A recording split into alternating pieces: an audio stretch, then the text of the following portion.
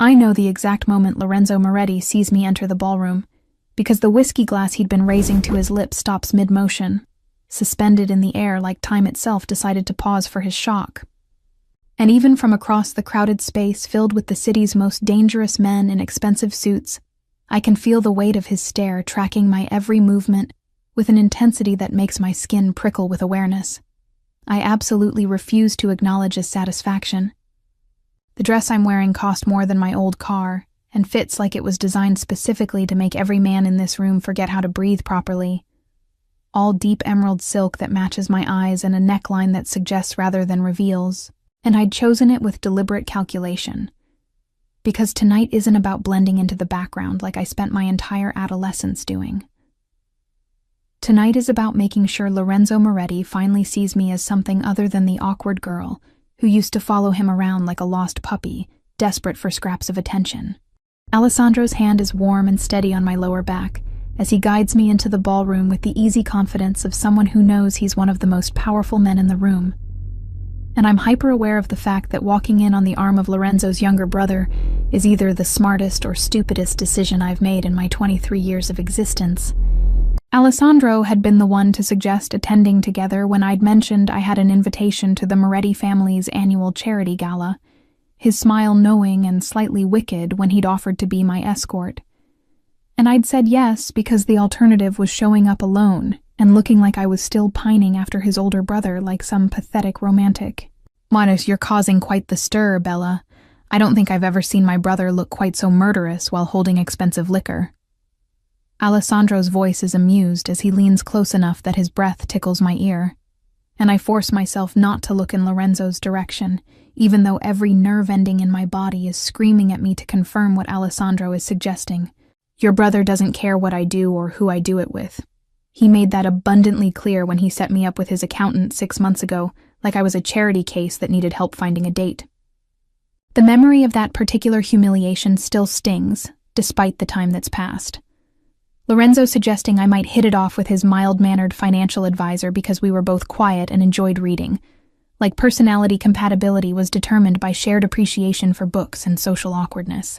That was before you stopped being the girl he remembered and became the woman currently making every man in this room reconsider their relationship status.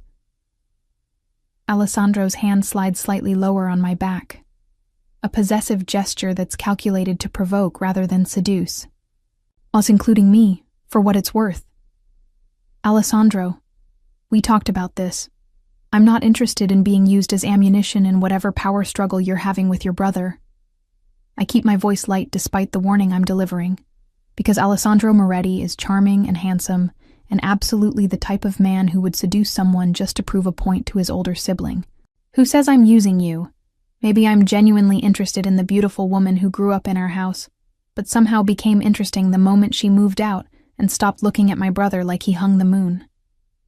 Before I can respond to that dangerous statement, a presence appears beside us that makes the hair on the back of my neck stand up with awareness, and I don't need to turn my head to know that Lorenzo has crossed the entire ballroom to interrupt whatever conversation he thinks we're having. Alessandro, Father wants to speak with you about the shipment issue. Apparently, it can't wait until after the charity speeches. Lorenzo's voice is carefully controlled in that way he has when he's absolutely furious, but refusing to show it publicly. And when I finally make myself look at him directly, I'm unprepared for the impact of his dark eyes fixed on me with an intensity that feels almost physical. The shipment can wait. I'm occupied at the moment. Alessandro's tone is deliberately casual, his hand remaining firmly planted on my back in a gesture of territorial claim that's entirely for his brother's benefit. I'm with my guest, which makes me wonder if you're having trouble finding your own date, or if you've suddenly developed an interest in charity cases. The words come out sharper than I intended. Years of suppressed hurt and rejection bubbling up despite my best efforts to maintain the sophisticated composure I'd carefully constructed for tonight. And I watch something flicker in Lorenzo's expression that might be surprise or pain before his usual mask of controlled indifference slides back into place. Interesting choice of words considering you were never a charity case, Gianna, though I'm starting to think my attempts to help you navigate social situations might have been misguided if this is the gratitude I receive. Your attempts to help me were you treating me like a little sister who needed managing, not like a woman capable of making her own decisions about who deserves my time and attention. I'm aware we're starting to draw glances from nearby guests, that two of the city's most powerful mob princes having a tense conversation with a woman who grew up in their household is exactly the kind of gossip these events thrive on. Then by all means, continue making your decisions. I wouldn't dream of interfering with your evening. Lorenzo's smile doesn't reach his eyes as he looks at his brother with something cold and calculating.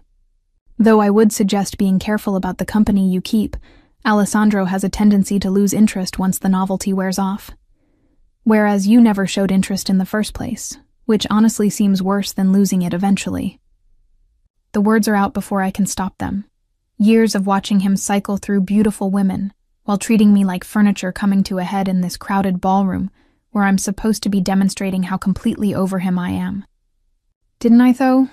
Maybe you weren't paying attention?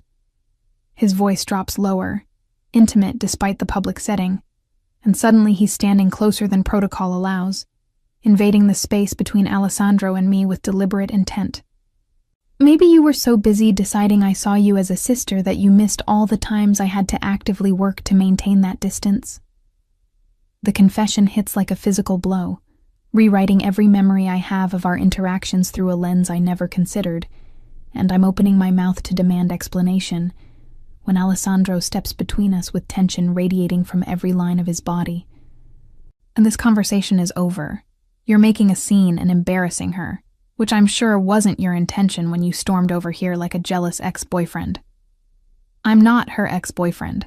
I'm someone who's known her since she was 14, and finds it extremely concerning that my younger brother is suddenly interested the moment she walks in looking like that. Lorenzo gestures vaguely at my dress, my appearance, the entire package I'd carefully assembled to prove I was worth noticing. I'm looking like what exactly? Like a woman instead of the girl you've spent years overlooking. My voice sounds foreign even to my own ears, confident in a way I've never managed around Lorenzo. Maybe the problem isn't Alessandro's sudden interest. Maybe the problem is you finally noticing what was in front of you the entire time, and realizing you had every opportunity to do something about it but chose not to. The silence that follows is thick with implication and unspoken history, and I watch Lorenzo's jaw clench with that particular tightness that means he's processing something he doesn't want to feel, struggling with emotions he's spent years pretending don't exist. This isn't the place for this conversation. Then don't start conversations you're not prepared to finish. I step back from both of them, suddenly desperate for space and air and distance from whatever complicated dynamic I've walked myself into. Excuse me, I need some air.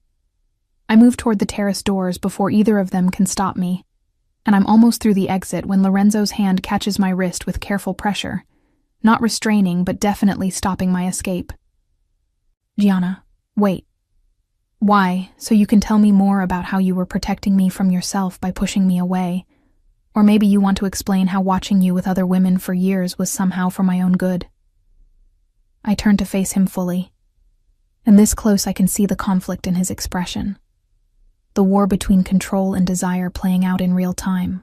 And I want to tell you that seeing you walk in here with Alessandro made me want to do extremely violent things to my own brother, and that terrifies me more than I'm willing to admit. Good.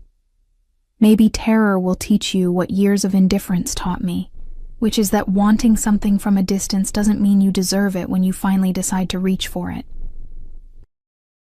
I pull my wrist free and disappear onto the terrace, leaving him standing there in the doorway watching me go. And as the cool night air hits my heated skin, I realize this is only the beginning of whatever complicated disaster we're walking into together. Chapter 2. When she was just the awkward girl. Standing on the terrace trying to catch my breath and slow my racing heart, I can't help but be pulled back to the first time Lorenzo Moretti noticed I existed, which was 12 years ago when I was 14 and crying in the library of his family's estate because some boy from my high school had told me I was too plain and bookish to ever be worth dating. I'd been living with the Morettis for 3 months by then after my parents died in a car accident, and their family took me in because my father had worked security for the organization, and loyalty extended to caring for the orphans of fallen soldiers. And I'd been doing my best to stay invisible and grateful and not make waves in a household that already had enough drama without adding my teenage heartbreak to the mix. Lorenzo had been 22 then, just back from university, and already being groomed to take over the family business from his father. All sharp suits and sharper intelligence with a parade of beautiful women who looked like they belonged in magazines rather than real life. He'd found me in the library that afternoon when he was looking for some business document his father needed, and I can still remember the exact expression on his face when he saw me there with tears streaming down my cheeks and my nose red from crying. Something between concern and awkwardness that suggested he had no idea how to handle emotional teenage girls, but was going to try anyway, because ignoring me seemed cruel. Hey, what's wrong? Did something happen at school? He'd sat down in the chair across from me with careful distance, not touching but present in a way that made me feel less alone with my embarrassment and pain. It's stupid. I'm being dramatic about something that doesn't matter. I'd tried to wipe away the tears and compose myself, because crying in front of Lorenzo Moretti felt like the ultimate humiliation when he already had to live with the charity case his family had taken in. If it made you cry, then it matters, at least enough to talk about it. His voice had been gentle in a way I'd never heard from him before, patient like he actually cared about whatever teenage problem had reduced me to tears in his father's library. So I'd told him, word for word, what that boy had said about how I was too serious and too plain, and how no guy would ever want someone who spent Friday nights reading instead of partying. And I'd watched Lorenzo's expression shift from concern to something darker that might have been anger on my behalf. That boy is an idiot who doesn't recognize value when it's directly in front of him, and someday, when you're older and more confident, you're going to meet someone who appreciates intelligence and substance over superficial flash. He'd leaned forward with his elbows on his knees, meeting my eyes with an intensity that made my 14-year-old heart do complicated things I didn't understand yet. You're not plain, Gianna. You're understated, which is completely different and far more interesting in the long run. You're just saying that because you feel sorry for me. I'm saying it because it's true, and because in a few years when you finish growing into yourself, you're going to be the kind of woman who stops traffic without even trying. He'd reached out and tucked a strand of hair behind my ear with surprising gentleness. Trust me on this. I know beautiful women when I see them, and you're going to be devastating once you figure out what you've got. That had been the moment I'd fallen completely and hopelessly in love with Lorenzo Moretti, sitting in that library with his hand still hovering near my face and his dark eyes looking at me like I might actually be worth something beyond charity and obligation. I'd spent the next 8 years watching him from a distance, learning everything about him, memorizing his preferences and his patterns, hoping desperately that someday he'd look at me again with that same intensity and see what I'd become instead of what I used to be. But he never did, or at least he never acted on it in any way I could recognize, and instead, I watched him cycle through women who looked nothing like me, all long legs and confidence and easy sensuality that I couldn't figure out how to emulate no matter how hard I tried. He'd been protective in that big brother way that made me want to scream, offering advice on dealing with difficult professors, and warning away guys he deemed unworthy while never once considering that maybe I didn't want his brotherly protection. Maybe I wanted him to see me as someone who could stand beside him instead of someone who needed shielding from the world. The worst had been 2 years ago at Alessandro's birthday party, when I'd finally worked up the courage to tell Lorenzo how I felt, wearing a dress I'd bought specifically for the occasion and practicing my speech for weeks until I had it memorized perfectly. I'd found him in his father's study where he'd escaped the party for a phone call, and I'd waited for him to finish before launching into my carefully prepared confession about how I'd been in love with him since I was 14, and how I thought maybe if he just gave me a chance, he'd see that we could be good together. He'd looked at me with something close to pity mixed with gentle rejection, his hand coming up to squeeze my shoulder in a gesture that was meant to be comforting, but felt patronizing. Gianna, you're like a sister to me. You know that, right? I care about you too much to risk our relationship by crossing lines that shouldn't be crossed. But what if I want those lines crossed? What if I'm willing to risk the relationship for the possibility of something more? You're 21, and you've lived here your whole adult life. You don't know what you want, because you haven't experienced anything outside this world. He'd been so certain, so absolutely convinced, that my feelings were just familiarity and proximity, rather than genuine desire. I think you're confusing gratitude and comfort with romantic feelings, and I'm not going to take advantage of that confusion. I'd left that study feeling smaller and more foolish than the 14-year-old who'd cried over a boy calling her plain, and I'd spent the next 2 years avoiding Lorenzo as much as possible while working on transforming myself into someone he couldn't possibly dismiss as confused or grateful. I'd moved out of the estate into my own apartment, started working in legitimate business rather than anything connected to the family, and spent time and money becoming the kind of woman who turned heads and commanded attention instead of fading into backgrounds. You're thinking about the past. I can tell by the way you're gripping that railing like you're trying to strangle it. Alessandro's voice pulls me back to the present, and I find him leaning against the terrace doorway with a champagne flute in each hand, offering me one with a knowing smile. Let me guess. Remembering all the times my idiot brother treated you like a child instead of seeing what was right in front of him. Your brother saw exactly what he wanted to see, which was someone safe to project his protective instincts onto without risking actual emotional vulnerability. I take the champagne and drink half of it in one long swallow that's probably not how expensive champagne is meant to be consumed. He's out there right now, having what looks like a very intense internal crisis. Keeps staring at the door like he's deciding whether coming after you is worth whatever consequences following that impulse would create. Alessandro moves to stand beside me at the railing, close but not touching. For what it's worth, I think he's always known you were special. He's just been too much of a coward to do anything about it, because admitting he wants you would mean admitting he's capable of losing control. And you, what's your angle in all this? Because I don't believe for a second that you're helping me out of pure altruistic brotherly concern. My angle is that I genuinely find you fascinating, and watching my brother realize he's been an idiot for the better part of a decade is entertaining bonus content. His smile is sharp and honest in a way that's almost refreshing. Plus, there's something appealing about a woman who spent years being overlooked, suddenly having the power to bring the great Lorenzo Moretti to his knees with one dress and a well-timed entrance.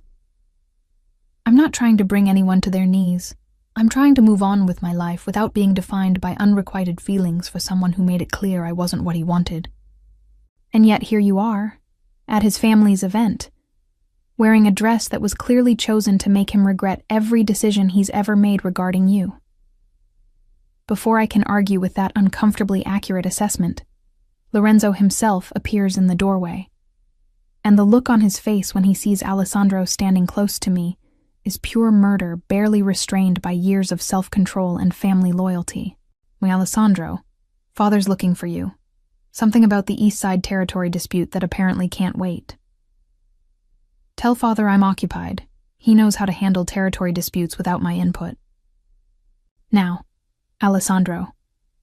The command in Lorenzo's voice is absolute, the tone of someone who's used to being obeyed without question, and I watch the silent battle of wills play out between brothers who clearly have their own complicated dynamic that exists entirely separate from my presence. Alessandro sighs dramatically, but moves toward the door, pausing to press a kiss to my cheek that's clearly designed to provoke his brother. Save me a dance later, Bella. I want to see if you move as well as you look. Then it's just Lorenzo and me on the terrace with tension thick enough to cut, and I force myself to meet his eyes even though every instinct is screaming at me to run before this conversation can wound me any deeper than I've already been hurt. Ona, you're playing a dangerous game, using my brother to make me jealous. I'm not playing anything. I'm living my life. And if that makes you uncomfortable, then maybe you should examine why you suddenly care who I spend time with, when you've spent years making it clear you don't see me that way. I never said I don't see you that way. I said you were like a sister, which was a lie I told to protect both of us from something I knew I couldn't handle responsibly. Chapter 3. The glow-up that becomes a weapon. His confession hangs in the air between us like a grenade with the pin pulled, and I force myself to process what he just admitted while keeping my expression carefully neutral because showing Lorenzo Moretti how much his words affect me has never worked in my favor before, and I'm not about to start giving him that power now when I've spent 2 years building walls specifically designed to keep him out. A lie you told to protect us both. That's a convenient reframe of rejection that makes you sound noble instead of cowardly. I set down my champagne glass with deliberate precision, channeling every ounce of the confidence I've spent years cultivating. But let's be clear about what actually happened. I offered you something real and vulnerable, and you decided it was safer to dismiss it as confused gratitude, rather than risk admitting you might actually want something you couldn't control. You were 21 and living under my family's roof. Taking advantage of that situation would have made me exactly the kind of man I've spent my life trying not to become. He moves closer with that predatory grace that used to make my knees weak and still does despite my best efforts to remain unaffected. So yes, I lied. I called you a sister when what I really wanted was to lock you in my room and make sure no other man ever looked at you the way I did. And yet somehow you managed to resist that urge for 2 whole years while I watched you parade women through your life who were everything I wasn't. Those women were distractions. Attempts to convince myself that what I felt for you was just misplaced protective instinct, rather than something darker and more complicated. His hand comes up to grip the railing beside me, effectively caging me in without actually touching. Clearly, that strategy was less successful than I'd hoped, given that seeing you tonight in that dress with my brother's hand on your back made me want to commit violence. You don't get to be jealous. You lost that right when you decided I wasn't worth the risk of complications. I duck under his arm and move away, because staying this close to him while he's admitting things I've waited years to hear is dangerous to the composure I need to maintain. I'm not the same girl who cried in your library or confessed her feelings in your father's study. I don't need your protection or your belated realization that maybe I was worth more than brotherly affection. No, you're not the same girl. You're the woman I knew you'd become, except somehow more devastating than I imagined possible. His voice follows me across the terrace, low and rough with emotion he's barely containing. And watching you walk away from me is significantly harder than pushing you away ever was. Then maybe you should have thought about that before spending years making me feel invisible while you figured out your emotional damage. I move back toward the ballroom because this conversation is heading somewhere dangerous, and I'm not ready to forgive him just because he's finally saying things I wanted to hear when I was too young to know better than to believe them. The party has shifted into full swing by the time I return. Music and dancing, and dangerous men conducting business under the guise of charity. And I'm immediately intercepted by Alessandro, who appears with perfect timing, and a knowing smile that suggests he's been watching the terrace door waiting for my return. That looked intense. Should I be concerned that my brother is about to do something dramatically stupid, or is he still in the denial phase of his emotional crisis? Your brother is in the making declarations phase, which is somehow worse than denial because now I have to deal with the fact that he's finally admitting feelings while still being fundamentally the same person who hurt me. I accept the fresh champagne he offers, because apparently drinking is my coping mechanism for this entire evening. So you don't believe him. You think he's just reacting to seeing you with me, rather than genuinely recognizing what he's been running from. I think he's jealous and possessive and used to getting what he wants. And right now what he wants is to win a competition he's decided exists between you. And if I told you I'm genuinely interested in spending time with you regardless of whether it makes my brother lose his mind, would you believe that, or assume I'm also just playing games? Alessandro's question catches me off guard, because his tone is serious rather than playful. And when I look at him properly, I see something in his expression that might actually be authentic interest, rather than strategic manipulation. And I'd say that's a complication I'm not equipped to handle right now, when I'm still processing the first complication. Fair enough. Though for what it's worth, I think you underestimate how much power you have in this situation. He gestures toward where Lorenzo is standing across the ballroom, attempting to look engaged in conversation with business associates while his attention is clearly fixed on us. Look at him. He can't stop watching you. Can't stop tracking your every movement like he's afraid you'll disappear if he looks away. That's not power. That's just him finally noticing what was always there, and panicking about the fact that I'm not waiting around for him to figure out what he wants. Exactly. Which is why you hold all the cards right now. He wants something he can't have, and you get to decide whether he suffers or succeeds. Alessandro spins me into a dance position as a new song starts, pulling me onto the floor with the kind of confidence that comes from growing up in a world where everything is a power play. The question is whether you're cruel enough to make him work for it, or soft enough to give in the moment he shows real vulnerability. I'm undecided. Ask me again after I've had more champagne and less emotional whiplash. We dance, and I'm hyper-aware of Lorenzo's eyes burning into us from across the room. Of the way Alessandro's hands are respectfully placed but still possessive enough to send a message of how complicated this entire situation has become in the span of a few hours. He's going to cut in, probably in the next 30 seconds if the vein throbbing in his forehead is any indication. Alessandro's voice is amused against my ear. When he does, I want you to remember that you owe him nothing, that any ground you give is a gift he doesn't deserve yet. Why are you helping me? What do you actually gain from antagonizing your brother this way? Maybe I'm helping because I like you and think you deserve better than years of unrequited longing. Or maybe I'm helping because watching Lorenzo lose control is entertaining. His smile is sharp. Or maybe it's both.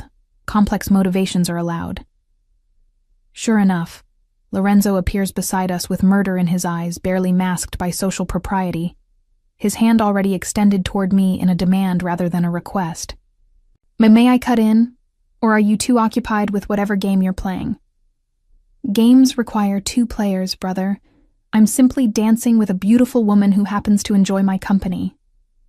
Alessandro releases me with deliberate slowness, pressing another kiss to my hand that's pure theatrical provocation. Save me another dance later, Gianna. I find I'm not quite finished enjoying your company. Then Lorenzo's hand is on my waist, pulling me closer than the dance requires. And suddenly the entire ballroom fades into background noise, while we move together with a familiarity that comes from years of existing in the same space, even if we were never actually together. He's trying to make me lose control. You understand that, right? This entire evening is Alessandro pushing buttons he knows will make me react. Or maybe Alessandro is genuinely interested, and you're just now realizing that other men see what you spent years pretending didn't exist. I never pretended. I actively fought against it because wanting you felt wrong when you were supposed to be under my protection. His hand tightens on my waist, pulling me incrementally closer. But watching my brother touch you is making me reconsider every noble intention I've ever had about doing the right thing. Noble intentions that left me alone and hurt, while you congratulated yourself on being honorable. Forgive me if I'm not impressed by your sudden crisis of conscience now that someone else is interested. You want me to grovel, want me to admit I was wrong and stupid, and every other thing you've probably called me in your head for the past 2 years. His voice drops lower, intimate despite the public setting. Fine. I was all of those things and worse. I hurt you because I was too much of a coward to risk the one genuine thing in my life, and now I'm watching you slip away while I finally figure out what I should have known from the moment you walked into that library at 14. And what's that? What revelation are you having that's so earth-shattering it required me showing up with your brother to finally break through? That you were never invisible to me. I just convinced myself you were, because the alternative was admitting I wanted something I had no right to take. Chapter 4. He pursues. She retreats. The days following the ball are a study in Lorenzo Moretti, trying to act like a man who suddenly discovered emotions and has no idea how to process them without his usual cold calculation and strategic planning, which would be almost endearing if I wasn't still raw from years of being treated like furniture that occasionally needed dusting. He shows up at my apartment the morning after with coffee and pastries from the bakery. I mentioned loving once in passing 3 years ago, which means he's been paying attention even when I thought he wasn't, and I almost slammed the door in his face on principle before curiosity about what he possibly thinks he can say to fix this wins out over self-preservation. I brought breakfast, Also an apology that I've been practicing since 4 this morning when I gave up on sleep, and accepted that I'm not going to be able to function until we talk about everything I've been too stupid to say for the past 8 years. He's still in what looks like yesterday's suit, minus the jacket and tie, hair disheveled in a way I've never seen on him, and the exhaustion in his eyes suggests he's telling the truth about the sleepless night. A coffee and pastries don't undo years of rejection, Lorenzo. They're just expensive props in whatever performance you've decided to give about suddenly caring now that someone else might want what you spent years throwing away. I don't move from blocking my doorway because letting him into my space feels like surrendering ground I've fought too hard to claim. You're right. They don't undo anything. But I'm hoping they might buy me enough time to explain, without you slamming the door before I can finish my carefully prepared speech. His smile is self-deprecating in a way that's unfamiliar, and therefore somehow more dangerous than his usual confidence. Mas, I've been told I'm much more tolerable when people are eating my bribery pastries. Who told you that? One of the many women you dated while I was supposedly invisible. Alessandro, actually. During one of his lectures about how I'm an emotionally constipated idiot who's going to die alone surrounded by money and regret. He shifts the coffee and bag to one hand so he can run the other through his already messy hair. Now he's been surprisingly invested in making sure I understand exactly how badly I've handled everything regarding you. I think he's enjoying having moral high ground for once. Your brother is enjoying watching you squirm because you've spent your entire life being in control and now you're not. It has nothing to do with morality and everything to do with entertainment value. I reach for the coffee because I'm not actually strong enough to turn down good coffee, regardless of who's offering it. And I watch Lorenzo's expression shift into something that might be hope when I accept his peace offering. And so you'll let me in. Let me attempt to explain myself before you make final decisions about whether I'm worth forgiving. I'll let you in because I want answers, and you clearly won't leave until you've delivered your prepared speech. But don't mistake hospitality for forgiveness. I step aside finally, and he enters my small apartment that's nothing like the luxury of his estate, looking around with obvious interest at the space I've built for myself, away from his family's shadow.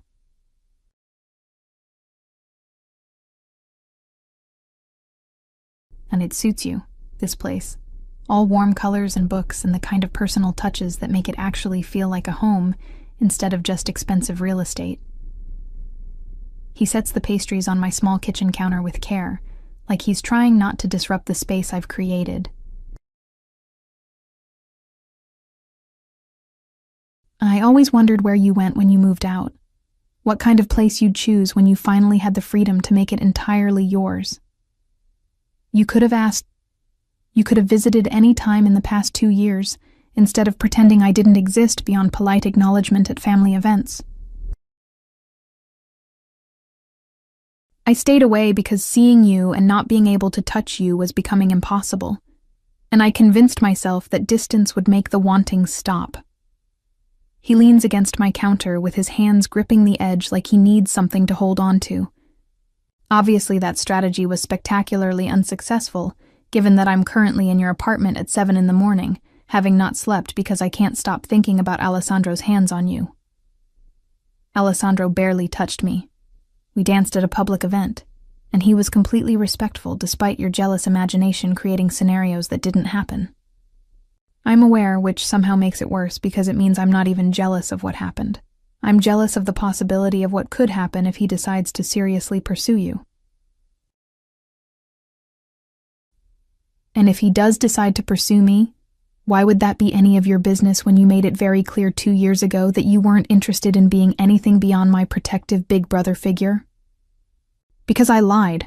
Because every single time I said you were like a sister, I was actually thinking extremely non-brotherly things that would have gotten me arrested if I'd acted on them when you were living under my roof. His voice has gone rough with frustration and what sounds like genuine distress. You want honesty? Fine. I've been attracted to you since you were 18, and it terrified me because you were supposed to be safe. You were supposed to be the one person in my life who wasn't contaminated by violence and manipulation and all the darkness I swim in daily. So your solution was to make me feel like I wasn't good enough, instead of just being honest about your feelings like an adult. My solution was to protect you from me, from my world, from the fact that being connected to me in any romantic capacity would paint a target on your back that I wasn't willing to risk. He moves closer, but stops himself before actually touching me, hands flexing at his sides like he's physically restraining the impulse.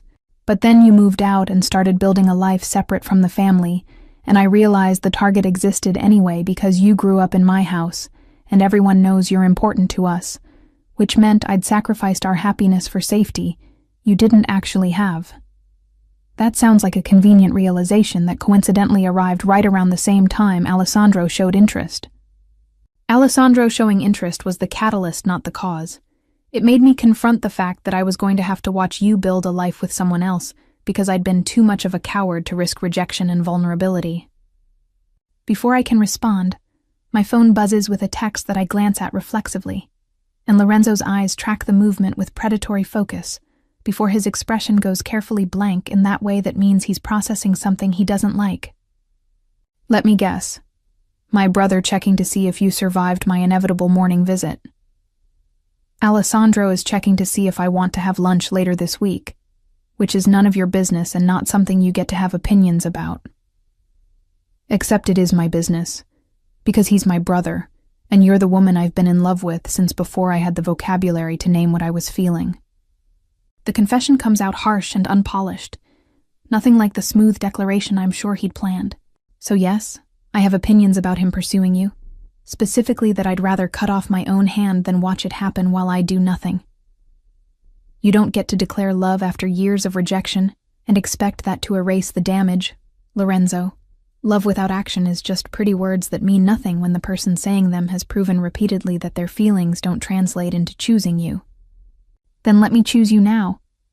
Let me prove that I'm capable of being what you needed me to be when you were brave enough to tell me how you felt. He does close the distance then, hands coming up to frame my face with a gentleness that contradicts the intensity in his eyes. I'm not asking you to forget. I'm asking for the chance to build new memories that might eventually outweigh the bad ones. And what happens when the novelty wears off and you remember all the reasons you convinced yourself this was a bad idea? What happens when protecting me starts feeling like a burden instead of a privilege? Then you walk away and I live with the consequences of failing you twice. But at least we'll both know I tried instead of spending the rest of our lives wondering what if.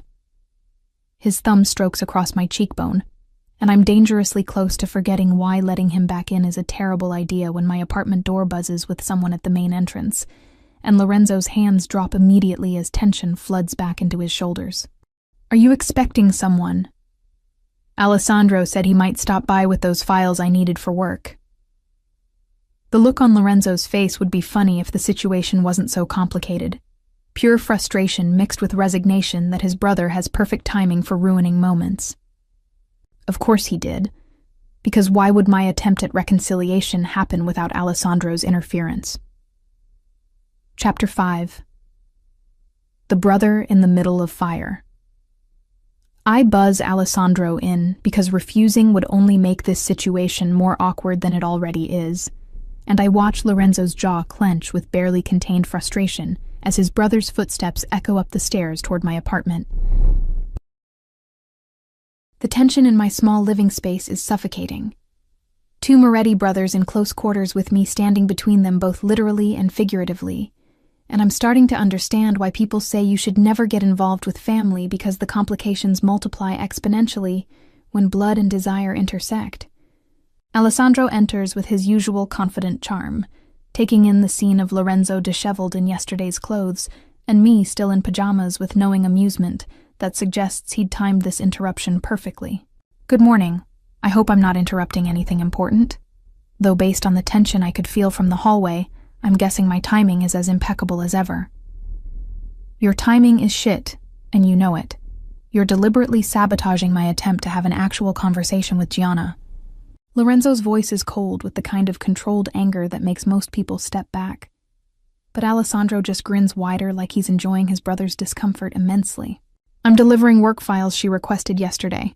If your conversation is more important than her professional obligations, then by all means continue and I'll wait. Alessandro moves into the kitchen area with easy familiarity, helping himself to one of the pastries Lorenzo brought. These are excellent, by the way. Did you actually remember her favorite bakery, or did you have someone research it? Get out, Alessandro. This doesn't concern you, and your transparent attempts to interfere are both obvious and juvenile.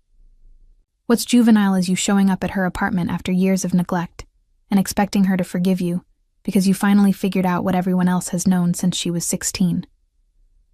Alessandro's tone shifts from amused to serious, and I realize with uncomfortable clarity that this isn't just strategic maneuvering on his part. He's genuinely angry on my behalf. Once she deserves better than your belated emotional awakening. She deserves someone who's known her worth from the beginning, instead of someone who needed jealousy as a catalyst. And you think you're that someone. You think 3 days of attention makes you more deserving than 8 years of history. I think 8 years of rejection outweigh 8 years of proximity, and I think she's smart enough to recognize the difference between someone who wants her and someone who wants to win. Both of you need to stop talking about me like I'm not standing right here. My voice cuts through their argument with more force than I intended, years of being discussed instead of included finally hitting a breaking point. I'm not a prize to be won or a territory to be claimed in whatever power struggle you're having. I'm a person who gets to make her own decisions about who deserves her time and energy. They both turn to look at me with identical expressions of chagrin that would be funny if I wasn't so frustrated with the entire situation, and I watch Alessandro's face shift into something more genuine and less performative. You're right. I apologize for speaking about you like you're not here making your own choices. He sets down the pastry and moves closer with hands raised in surrender. But I stand by what I said about Lorenzo needing jealousy to finally see what was always there, and I stand by my own interest in getting to know you better if you're willing to give me that chance. Your interest in me is at least 50% about antagonizing your brother. Don't pretend this is purely about my irresistible personality. 60% antagonism, 40% genuine attraction. I'm nothing if not honest about my complicated motivations. His smile is disarming in its self-awareness. But that 40% is real, Gianna. I'm not just playing games even if I'm enjoying the side effect of watching Lorenzo lose his carefully constructed control. This is insane. You're seriously considering dating him just to punish me for being an idiot. Lorenzo's voice has risen slightly. That legendary control starting to crack under the pressure of watching his brother make moves he should have made years ago. I'm considering keeping my options open while you figure out if your feelings are real or just possessive panic about losing something you thought would always be available. My feelings are real. They've always been real. I just buried them under layers of duty and protection, and convincing myself that wanting you was selfish. And now suddenly wanting me is acceptable because what? I changed my appearance and your brother showed interest. Those are really compelling reasons to trust that this time will be different. Those things made me confront what I'd been running from, but they didn't create the feelings. They just forced me to acknowledge them. He moves toward me despite Alessandro's presence. Drawn by some invisible pull, he's clearly stopped trying to resist. I know I don't deserve another chance. I know I've burned through any goodwill you had toward me, but I'm asking anyway, because the alternative is watching you build something with someone else while I regret every moment of cowardice that brought us here. Lorenzo, I need you to be very clear about something. Alessandro's voice has gone serious in a way I've never heard from him, all traces of amusement gone. If you're doing this because you can't stand losing to me, if this is about ego and competition rather than genuine feeling for her, you need to walk away now before you hurt her worse than you already have. This has nothing to do with you, and everything to do with the fact that I've been in love with her for years, and was too much of a coward to risk the safety of keeping her at a distance. Lorenzo's attention shifts to his brother with intensity that makes the air feel charged. So yes, seeing her with you made me insane with jealousy. But that jealousy just highlighted what was already there. It didn't create it. Then prove it. Prove that you're capable of choosing her over duty and protection, and all the excuses you've used to keep her away. Alessandro crosses his arms with challenge clear in his posture. Because I'm not stepping back just because you've suddenly decided to join the competition. If you want her, you're going to have to actually fight for her, instead of expecting her to wait around while you process your emotional damage. I'm not waiting around for anyone. I'm going to work, and you're both going to leave so I can have space to think without two Moretti brothers filling my apartment with testosterone and unresolved sibling dynamics. I grab my phone and the files Alessandro brought, needing distance from both of them before I do something stupid like actually believing Lorenzo's declarations or falling for Alessandro's charm. Gianna? Wait. No, Lorenzo. You wait. You've had years to figure this out, and I'm done putting my life on hold while you decide if I'm worth the risk. I move toward my bedroom to change for work, pausing at the door to look at both of them. When you figure out if this is real or just ego, you know where to find me. Until then, I'm going to live my life and see what happens without treating your emotional journey as my primary concern. I close the bedroom door on whatever response they might have, and through the wall, I can hear the low murmur of their continued argument. Two brothers fighting over something neither of them has any right to claim until I decide they've earned it. Chapter 6. The Night That Shouldn't Happen. 3 days of radio silence from both Moretti brothers feels like a gift and a curse simultaneously. The peace allowing me to actually focus on work without testosterone-fueled drama, while the quiet also gives me too much time to replay every conversation and confession until I can't tell what's real versus what's strategic manipulation. I'm working late at the office because going home means sitting alone with my thoughts, and I don't hear Lorenzo enter until his reflection appears in my computer screen, standing in the doorway of my small office like he's been there for a while just watching me work. You're going to give yourself eye strain staring at that screen in the dark. Also, your security downstairs is terrible if they let me walk right up without calling ahead. His voice is quieter than usual, missing the edge of command that typically characterizes every word. And when I finally turn to look at him properly, I see exhaustion written across his features that suggests the silence has been as difficult for him as it has been for me. What are you doing here? I thought I made it clear that I needed space to think without you hovering and making declarations. You did, which is why I've been staying away, even though every instinct I have has been screaming at me to show up and demand you listen to more apologies. He moves into the office slowly, closing the door behind him with a quiet click that makes the space feel suddenly smaller and more intimate. But I'm here now because 3 days of trying to respect your boundaries has taught me that I'm significantly worse at patience than I thought. And because Alessandro mentioned he's taking you to dinner tomorrow, which made me realize waiting politely might mean waiting forever. So you're here to stake your claim before your brother has a chance to actually follow through on his interest. That's exactly the kind of possessive nonsense I told you I wasn't interested in entertaining. I'm here because I miss you. Because 3 days without seeing you or talking to you has been harder than 2 years of pretending I didn't want you. He stops a few feet away, maintaining distance like he's trying to prove he can respect boundaries, even when everything about his body language suggests he wants to close the gap. And yes, knowing Alessandro is taking you to dinner makes me want to do violent things, but that's not why I'm here. I'm here because I can't stay away anymore, regardless of strategic timing or brotherly competition. You can't just show up whenever the waiting gets hard and expect me to drop everything to manage your feelings. I have work to finish and a life to live that doesn't revolve around your emotional schedule. I turn back to my computer because looking at him is dangerous when he's being vulnerable and honest instead of cold and controlled, and I hear him move closer until he's standing right behind my chair with his hands resting on the back near my shoulders. Then tell me to leave.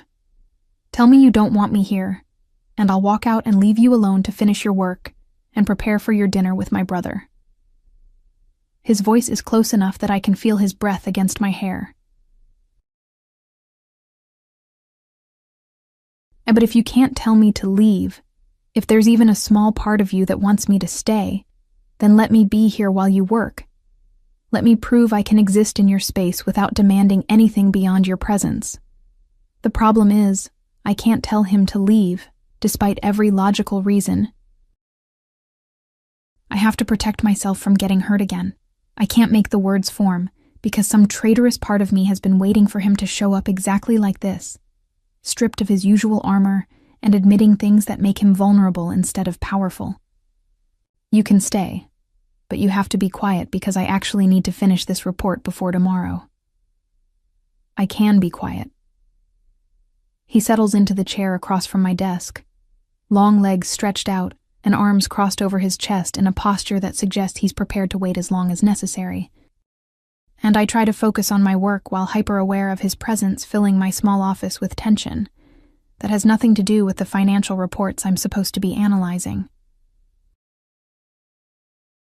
An hour passes in silence, broken only by typing and the occasional rustle of Lorenzo shifting position, and I'm almost successful at forgetting he's there until I feel his eyes on me with that particular intensity that makes my skin prickle. And when I look up, I find him watching me with an expression I can't quite read that might be longing or regret or possibly both. And what? Nothing, just realizing how many hours I could have spent exactly like this over the years if I hadn't been so determined to keep you at a distance. Watching me work on boring financial reports, you have very low standards for quality time. Watching you exist in your element, seeing the way you bite your lip when you're concentrating, or how you push your hair back when you're frustrated with numbers that won't balance. His voice has gone soft with something that sounds dangerously close to affection. I've missed so much by convincing myself that staying away was noble instead of just cowardly. Lorenzo, don't do this. Don't make me feel things when I'm trying to maintain perspective about how badly you've hurt me. I'm not trying to make you feel anything. I'm just being honest about my regrets, because keeping them inside hasn't worked, and I'm out of strategies for managing what I feel when I'm near you. He stands and moves around the desk before I can stop him, spinning my chair to face him and crouching down, so we're at eye level with his hands resting on my armrests, effectively caging me in without actually touching. And tell me you don't feel it too. Tell me this tension between us is one-sided, and I'll walk away right now and accept that I destroyed something I can't rebuild. I can't tell you that because it would be a lie, but feeling something doesn't mean acting on it is smart or healthy. Since when have either of us cared about smart or healthy where the other is concerned? You loved me when it was guaranteed to hurt you, and I pushed you away when it was guaranteed to destroy me. His hand comes up finally, fingers threading through my hair with a gentleness that makes my breath catch. Maybe it's time we both stop trying to be smart and just admit what we want. And what do you want, specifically, because vague declarations aren't enough anymore. I want you. Every version of you, from the girl crying in my library to the woman who walked into that ball and stopped my heart. He leans closer, close enough that our faces are inches apart, and I can see every shade of gold in his dark eyes. I want to stop lying about feeling brotherly affection when what I actually feel is possessive and consuming and nothing resembling appropriate. Lorenzo, I want to kiss you until you forget every moment I made you feel invisible. Want to touch you until the only name you remember is mine. Want to keep you so completely that my brother's dinner invitation becomes irrelevant because you're already exactly where you want to be. The raw honesty in his words breaks something inside me that's been holding on to hurt as protection, and I'm reaching for him before I consciously decide to bridge the distance. My hands fisting in his shirt as I pull him closer and finally, close the gap between us with a kiss that's been years in the making. The kiss explodes into something desperate and consuming, years of suppressed want and denied chemistry combusting into heat that makes everything else irrelevant. And his hands are in my hair and on my waist, pulling me closer while I'm trying to get purchase on shoulders that are solid muscle beneath expensive fabric. We break apart breathing hard, staring at each other with shock and desire, and the sudden realization that we've crossed a line we can never uncross. Come home with me, please, because if we stay here, I'm going to take you on this desk, and you deserve more than this place for what this moment means. His voice is broken, control hanging by a thread, and I find myself nodding before logic can intervene, because I've wanted this for so long that denying it now feels impossible. The drive to his penthouse is silent and electric. his hand finding mine in the car and holding tight, as if he's afraid I'll disappear if he lets go. When we finally arrive, he pulls me inside with barely restrained urgency, pressing me against the closed door the second it locks behind us. Tell me to stop. Tell me this isn't what you want, and I'll take you home right now. No questions, no resentment. His forehead rests against mine, his breath uneven against my lips. But if you let this happen, if we cross this line tonight, you need to understand that I don't know how to feel lightly where you're concerned. For me, it's always been all or nothing. Then stop talking and be here with me. He kisses me again, slower this time, but no less charged. His hands slide along my sides, grounding, claiming, lifting me effortlessly as he carries me toward his bedroom without breaking the kiss.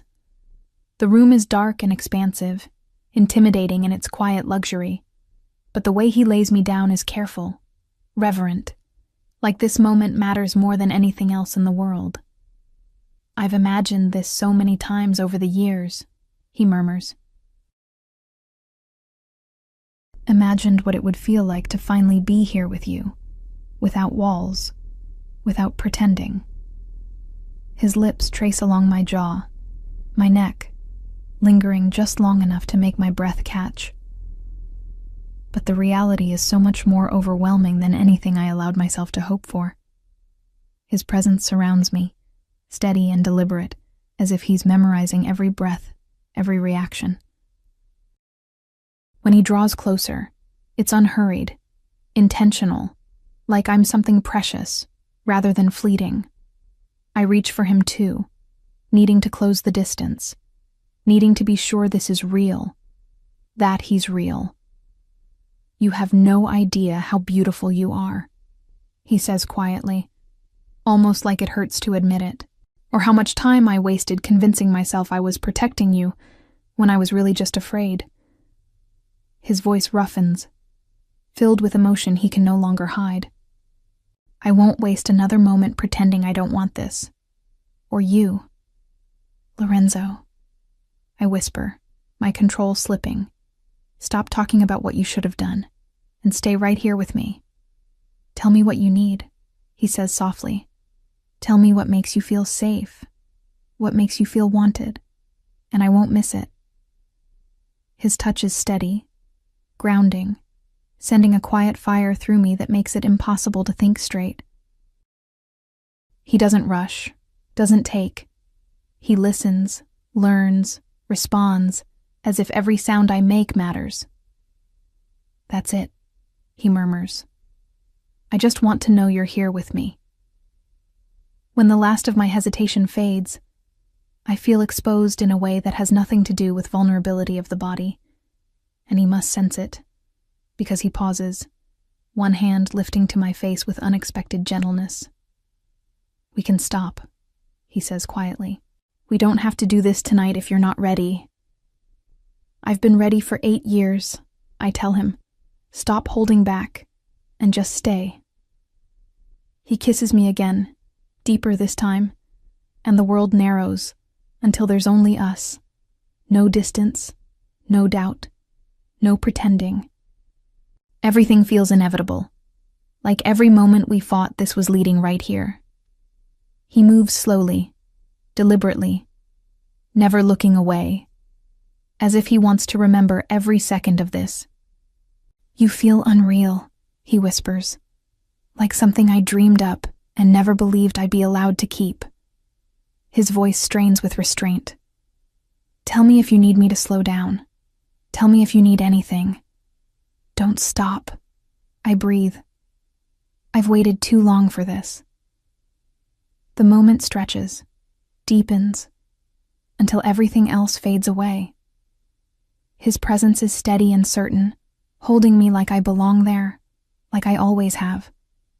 When the tension finally breaks, it does so quietly, powerfully, leaving us both breathless in its wake. Afterward, the room is still except for the sound of our breathing. He draws me closer, adjusting us carefully, his arms wrapped around me in a way that feels protective rather than possessive.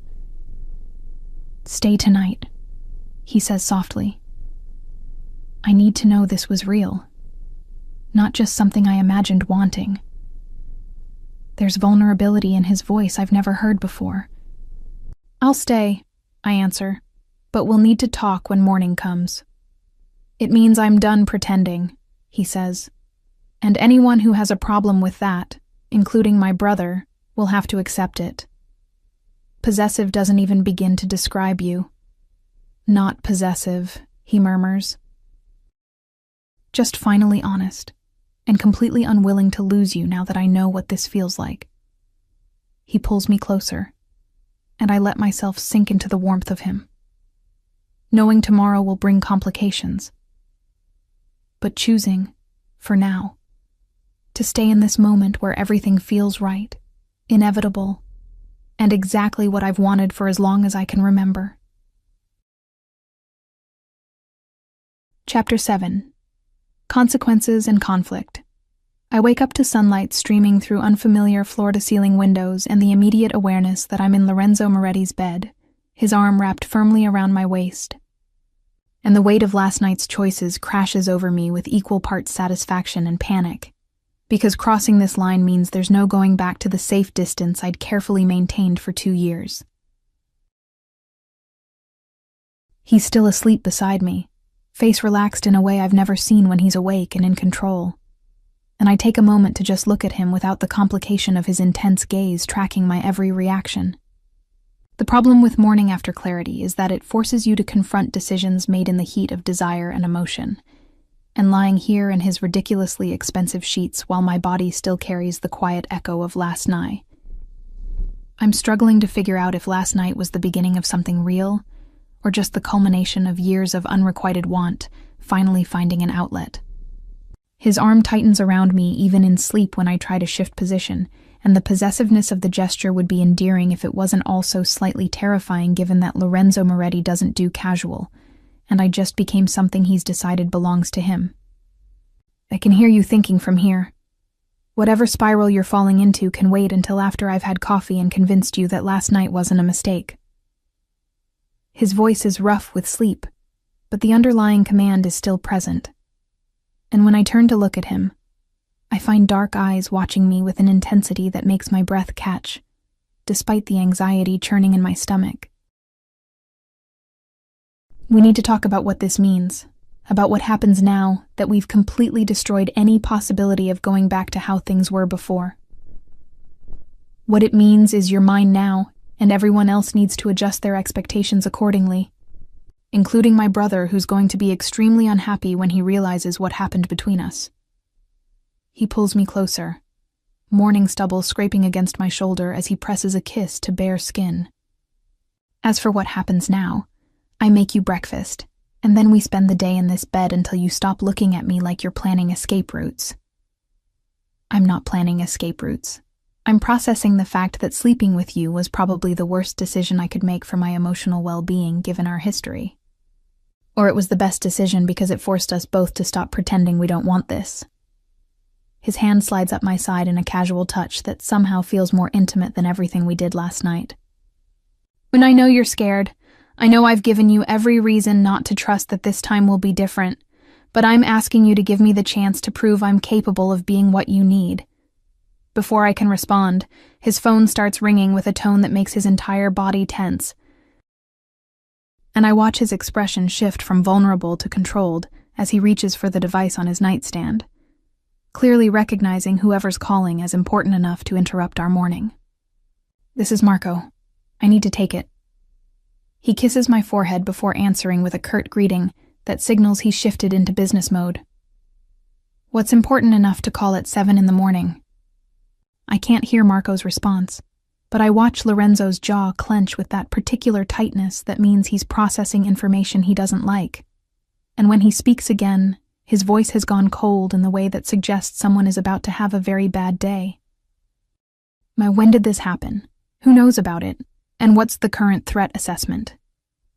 He listens for another moment before his eyes cut to me with something that might be concern, or possibly frustration. "I'll handle it," Give me an hour to get to the estate, and we'll discuss containment strategies.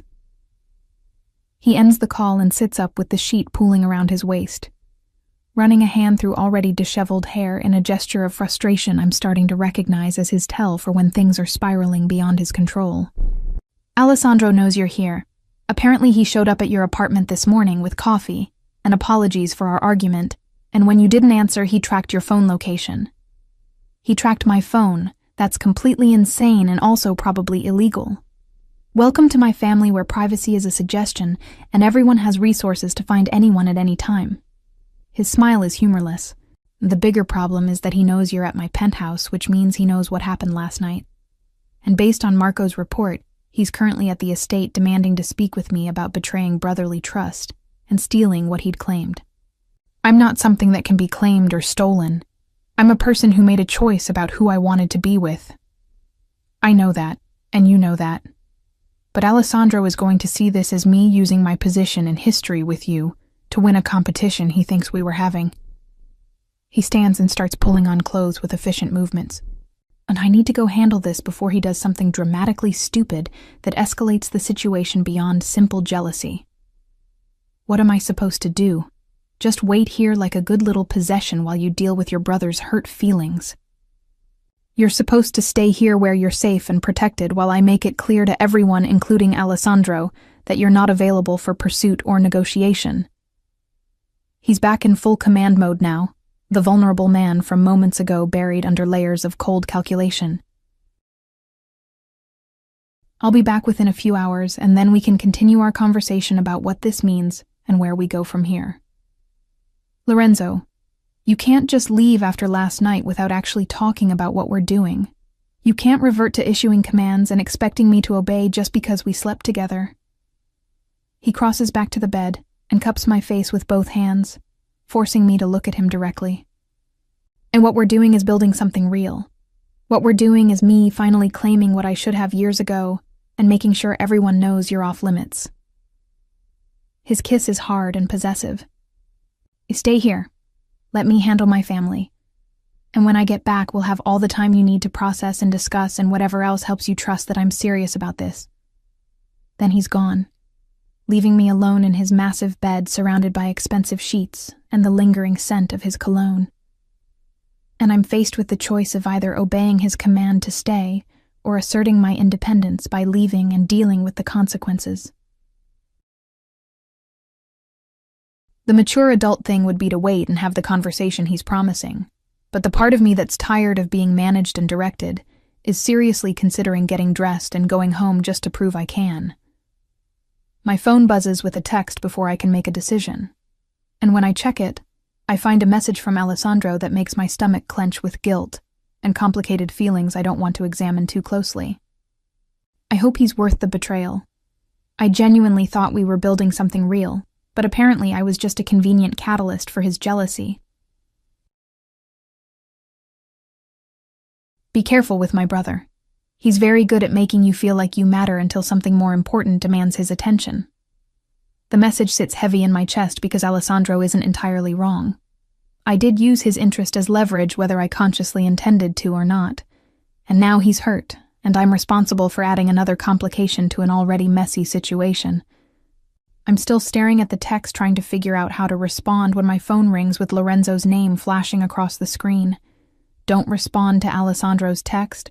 Don't engage with whatever guilt trip he's attempting. Just stay where you are until I get back. How did you know he texted me? Because I know my brother and I know he's going to try to make you feel guilty for choosing me over him. His voice is tight with controlled anger.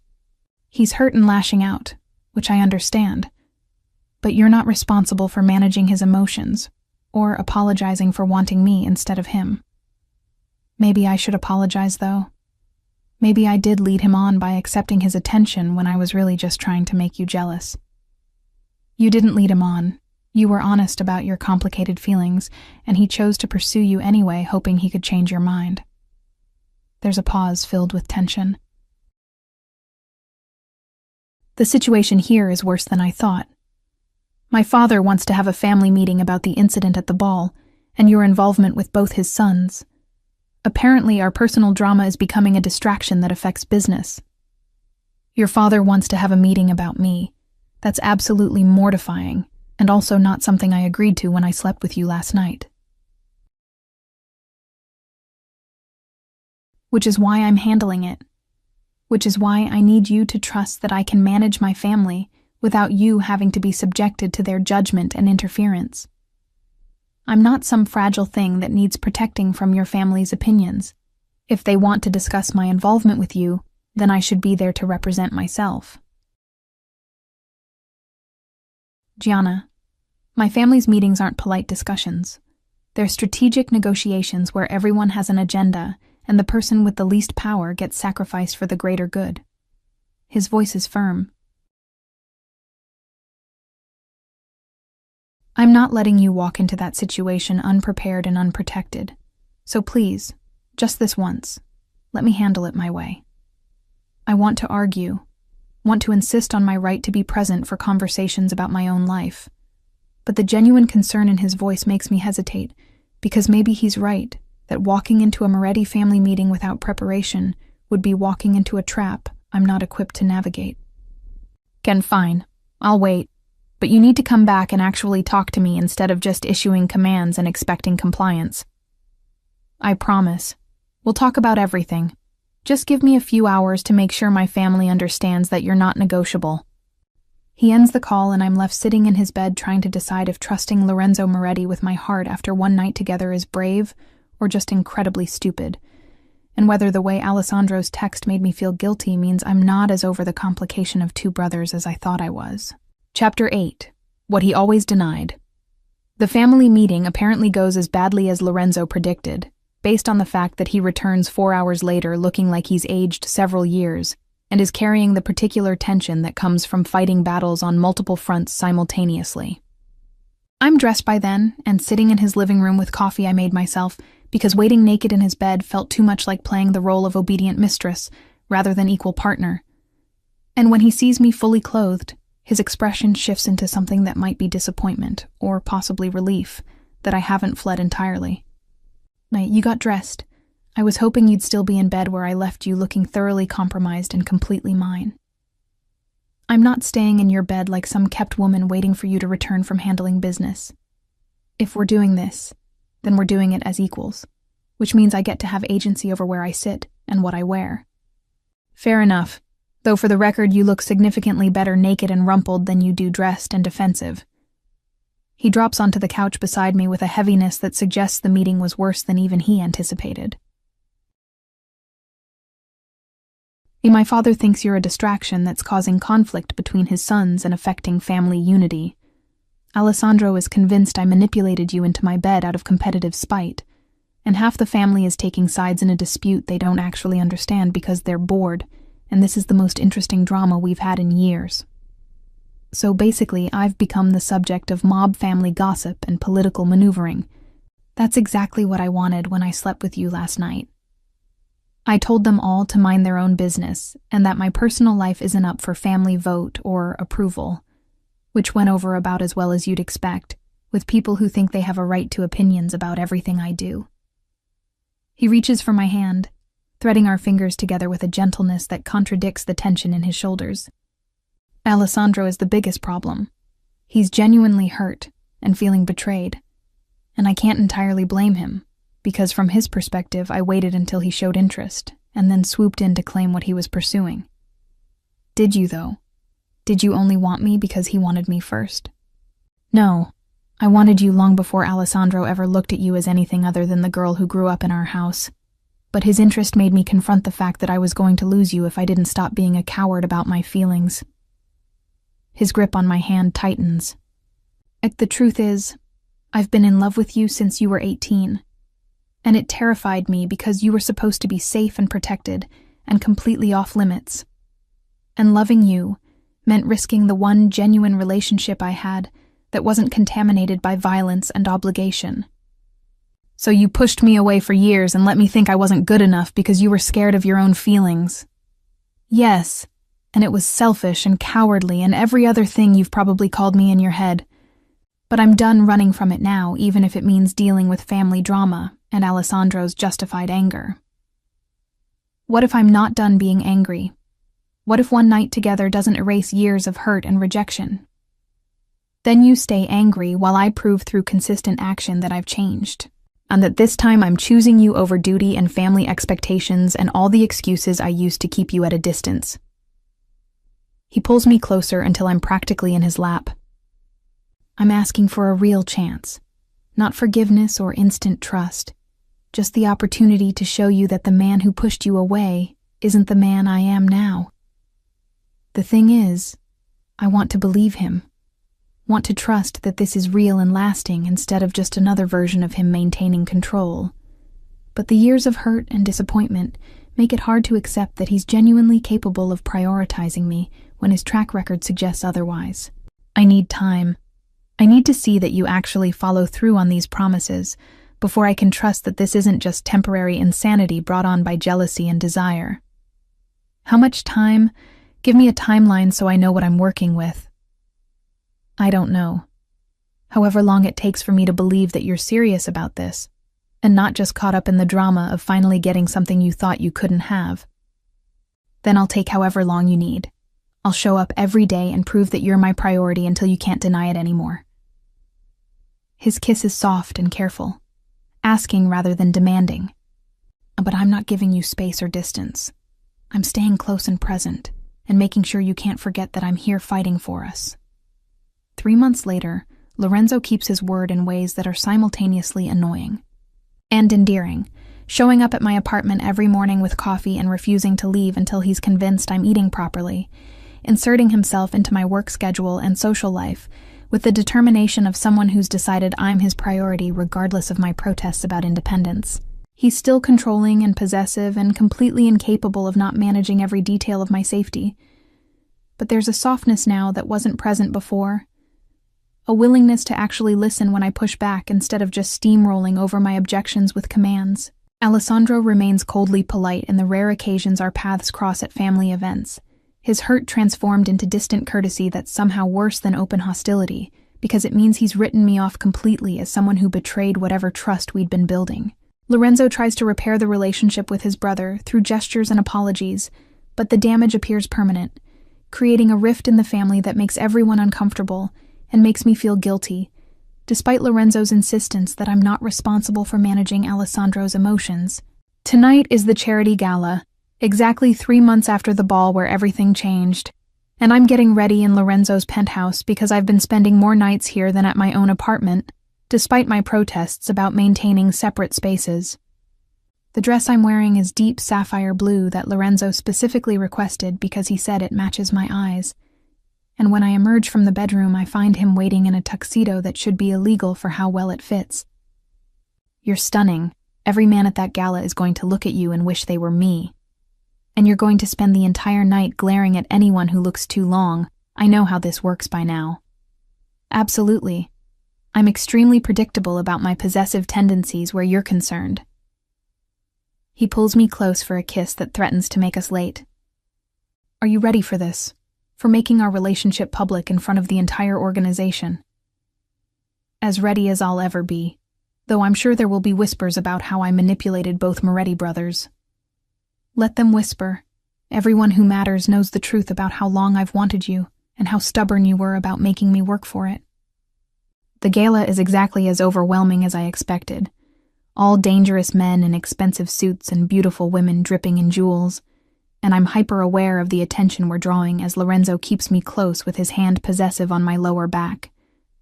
Alessandro is there with a stunning brunette I don't recognize, making a point of looking completely unbothered by our presence, and I watch Lorenzo's expression tighten when he sees his brother with a date. He's trying to make a point, trying to show that he's moved on and isn't affected by us. Let him make whatever points he needs to make. We both know he's still hurt, and this is how he's coping.